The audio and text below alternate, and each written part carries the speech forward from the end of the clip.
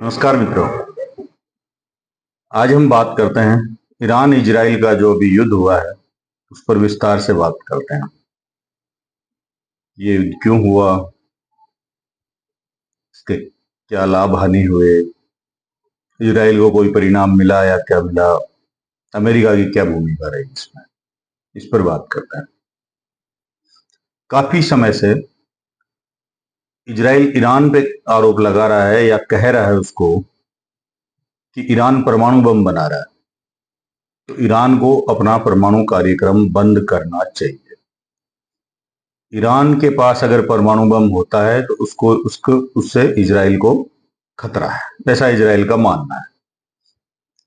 और ये बात इजराइल सालों से कह रहा है, लेकिन ईरान उसकी बिल्कुल नहीं सुन रहा था। उसने अपने परमाणु कार्यक्रम को आगे बढ़ाया, जगह जगह उसने न्यूक्लियर वेपन बनाने की साइट बनाई, यूरेनियम इकट्ठा किया, वो अपने कार्यक्रम में लगा रहा।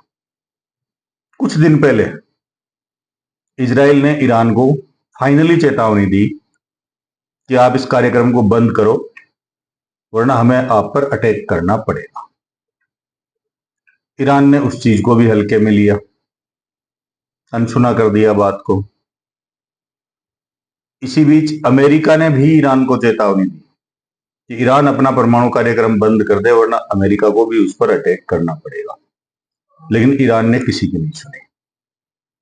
उसके बाद मजबूर होकर इजराइल ने 12-13 दिन पहले एक रात में ईरान पे अटैक कर दिया।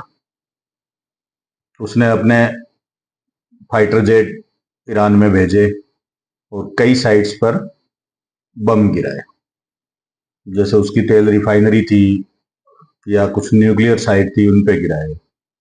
और खासकर उसने उसके जो सेना के बड़े अधिकारी थे उनको टारगेट किया, वो पिन पॉइंट टारगेट किया एग्जैक्ट, जिसमें कहा जाता है कि उसके 12 से 13 टॉप सैन्य अधिकारी मारे गए उस अटैक में। और ये ईरान के लिए उस दिन बड़ा नुकसान हुआ। इससे ईरान बौखला गया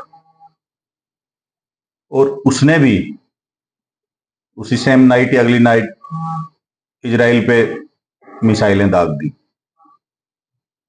जिसमें से काफी मिसाइलों को इजराइल के डिफेंस सिस्टम आयरन डोम और जो दूसरा उनके पास है उसने नष्ट किया, लेकिन कुछ मिसाइलें तेल अवीव या कहीं इजराइल में गिरी, जिससे इजराइल को भी नुकसान हुआ। ईरान ने उसके वीडियो बढ़ा चढ़ा के चलाए कि देखो हमने इजराइल का बहुत नुकसान किया। इजराइल ने वापस ईरान पे बम बरसाए। इसी तरह ये 8 से 10 दिन चलता रहा। इस बीच डोनाल्ड ट्रंप कहते रहे कि ईरान अपनी परमाणु कार्यक्रम बंद कर दे, परमाणु संधि स्वीकार कर ले तो ये युद्ध यहीं रुक जाएगा, वरना हमें भी मजबूरी में अटैक करना पड़ेगा। इसी बीच एक बड़ा घटनाक्रम हुआ। जब G7 की मीटिंग कनाडा में चल रही थी, उसको छोड़कर, बीच में ही छोड़कर डोनाल्ड ट्रंप वापस यूएस चले गए और उन्होंने पाकिस्तान का जो टॉप सैन्य अधिकारी है, जनरल है असीम मुनीर, उसको अमेरिका बुलाया, व्हाइट हाउस में उसके साथ लंच किया। उस समय उनकी 2 घंटे तक बंद कमरे में वार्ता हुई।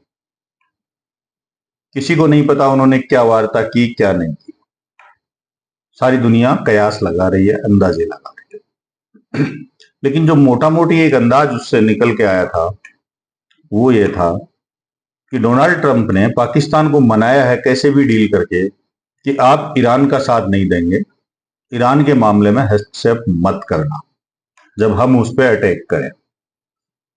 क्योंकि उससे पहले ईरान ने एक बयान दे दिया था कि अगर इजराइल हमारे ऊपर परमाणु हमला करेगा तो फिर हमारे बदले पाकिस्तान इजराइल पे परमाणु हमला करेगा। फिर पाकिस्तान ने इस चीज का खंडन भी कर दिया था कि हम ऐसा कुछ नहीं करेंगे। लेकिन डोनाल्ड ट्रंप ने फिर भी असीम मुनीर को वहां बुलाया, उसके साथ लंच किया, उससे डील की।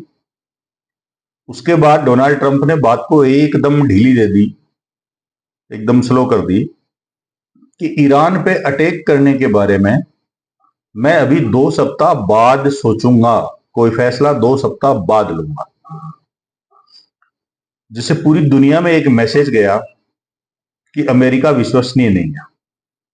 अमेरिका ने इजराइल को फिर से धोखा दे दिया। पाकिस्तान से कोई, ईरान से कोई डील की है पाकिस्तान के जरिए। उस समय ये क्लियर मैसेज गया। 2 दिन निकले, ट्रंप की आलोचना ही हुई, उसमें कोई वाहवाही नहीं हुई। इजराइल को भी लगा ये तो गलत हो रहा है, तो इजराइल ने भी बयान दे दिया, नेतन्याहू ने, कि अमेरिका साथ न दे तो भी हम ईरान के परमाणु साइट हैं उनको नष्ट करेंगे, अमेरिका के साथ के बिना भी नष्ट करेंगे। तो डोनाल्ड ट्रंप पे भी दबाव आया कि ये तो पूरे विश्व में थू हो गई, क्या करें। तो एक रात इजराइल और डोनाल्ड ट्रंप ने मिलकर इजराइल के जो B-2 बॉम्बर हैं, उसके वो अमेरिका के पास ही वो बम है जो धरती के अंदर 200-300 फीट अंदर तक भी कोई साइट है तो उसको नष्ट कर सकता है ड्रिल करके। तो अमेरिका ने वो बम 5 जगह, ईरान की 5 साइट पे वो B-2 बॉम्बर से वो बम गिराए, और लगभग कहते हैं कि एक एक जगह 5 से 6 बम गिराए, तो 25-30 बम टोटल उसने वहां गिराए। और अमेरिका, डोनाल्ड ट्रंप ने एक ट्वीट किया कि हमारे विमान बम गिराकर ईरान की परमाणु साइटों को नष्ट करके सुरक्षित उसके एयर स्पेस से वापस निकल चुके हैं। इस ट्वीट के बाद दुनिया को पता चला कि ईरान में अमेरिका ने कुछ किया है।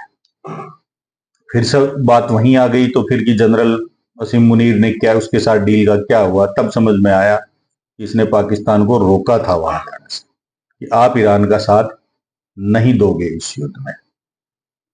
उसके बाद ईरान को लगा कि अब वहां की पब्लिक में हमारी इमेज खराब हो जाएगी, और डोनाल्ड ट्रंप प्रयास कर ही रहे थे कि इजराइल और ईरान दोनों अब युद्ध विराम कर दें, क्योंकि जो लक्ष्य था वो हासिल कर लिया गया, परमाणु साइट नष्ट कर दी गई। अमेरिका और ईरान ने एक डील की जिसे हम सेटिंग मैच फिक्सिंग कहते हैं। कतर की एक अमेरिकी बेस पर ईरान ने 12 से 13 मिसाइलें दागी। एक मिसाइल को छोड़कर सारी मिसाइल हवा में नष्ट कर दी गई। एक मिसाइल गिरी जो न्यूट्रल जगह गिरी जहां कुछ नहीं था। उसके बाद भी डोनाल्ड ट्रंप का बयान आता है कि ईरान अब भी रुक जाए तो हम संधि कर लेंगे। क्या ऐसा कोई देश होता है जो उस पर अटैक हो जाए, उसके एयर बेस में, वो आर्मी बेस पे अटैक हो जाए, और फिर वो कहेगी हम अब अटैक नहीं करेंगे। इसे स्पष्ट दुनिया में पता चला ये एक मैच फिक्स था।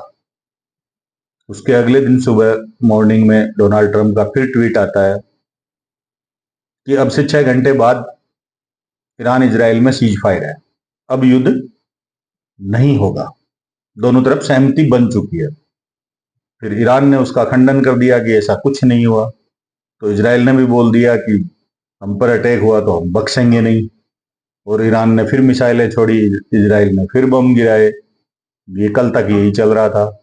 डोनाल्ड ट्रंप फिर कभी ईरान से गुस्सा हो रहे हैं, कभी इजराइल से गुस्सा हो रहे हैं। वो उस फूफा की तरह हो गए हैं जिनकी सुनता कोई नहीं, उस हिसाब से आ गए हैं वो। लेकिन क्या करे, ट्रंप भी अब चौधराहट खतरे में आ रही है। जैसे तैसे इजराइल को मनाया है, देखो कब तक रहता है इनका ये सीज फायर। मुझे नहीं लगता इनका ये सीज फायर लंबा चलेगा, फिर से कुछ ना कुछ होना ही है। इजराइल शांति पसंद देश है, वो चला के किसी को छेड़ता नहीं, और जो उसको छेड़ता है उसको वो छोड़ता नहीं। इसी थ्योरी पे वो चल रहा है। अब आगे देखते हैं कितना समय लगेगा इसमें, कितने दिन ये लोग रुके रहते हैं। जय श्री राम।